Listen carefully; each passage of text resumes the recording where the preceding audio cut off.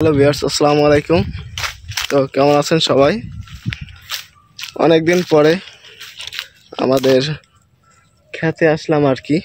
তো বেসিক্যালি খেতে আসলাম ওল তুলতে আর কি। এই যে ওল দেখতেছেন, এটা তোলার জন্য আসলাম। তো চলুন তুলি।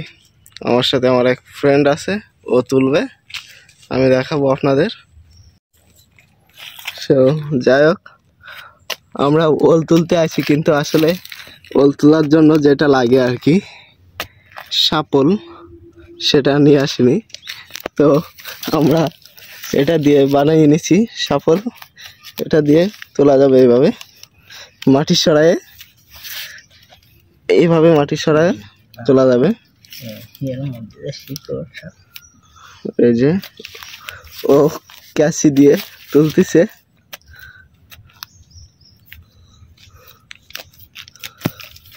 তো চলুন একটু ফাস্ট করি ভিডিওটা।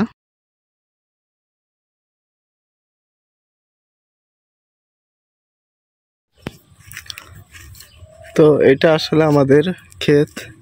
আমাদের ক্ষেতে হচ্ছে যে তেজপাতা লাগানো আছে, তেজপাতা গাছ লাগানো আছে অনেকগুলা আর কি।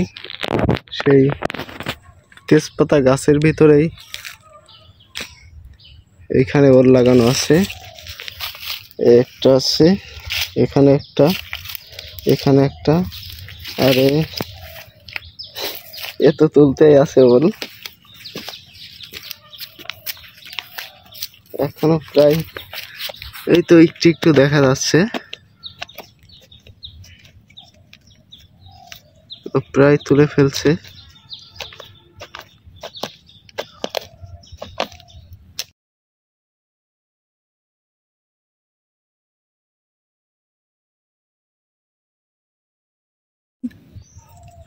এটা হচ্ছে আমাদের সেই কাঙ্ক্ষিত ওল,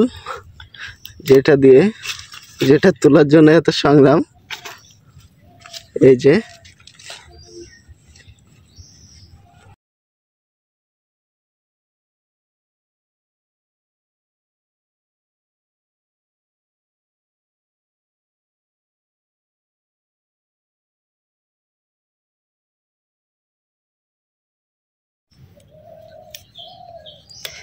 মেট্রোলের একটা একদম শিকড় মারতেছে না,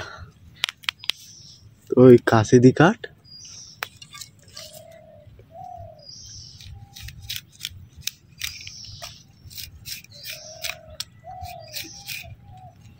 ওই যাবেন না একসাথে?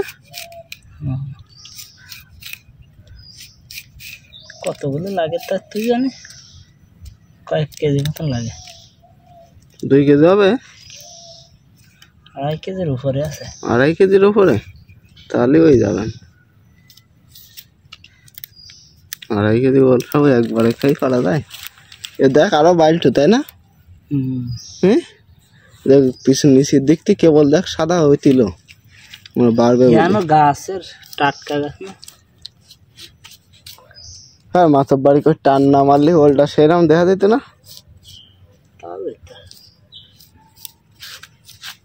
শিকড়ে বেঁধে গেছে, কি করতে হবে?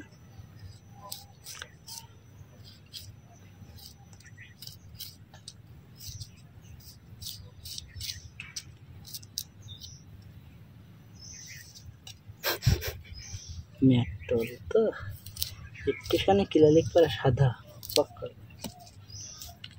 দুই নি আনতে।